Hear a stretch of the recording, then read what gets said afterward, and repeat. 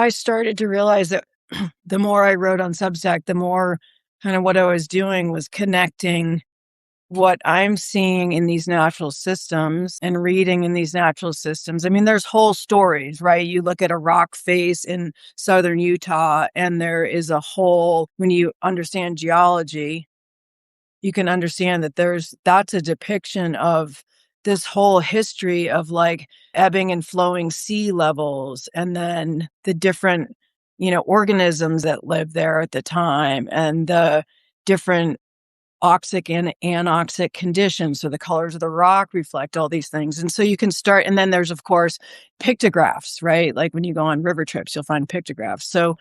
Um, so there's these stories that just unfold from the landscape.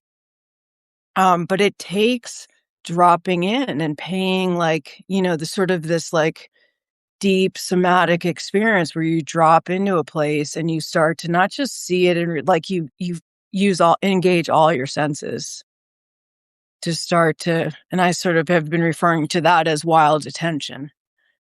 And Yeah. then the literacy part of it is so then what I've been doing on Substack though is, because that's kind of my innate orientation, is like looking at the landscape that way. I've also then been translating those ideas and concepts into like, how do we as people show up in the world? Because you can see there's all these, there's all this reciprocity and creativity and, all these duality, all these concepts that you can see in the natural world. And like, how do those apply to us? How do we show up?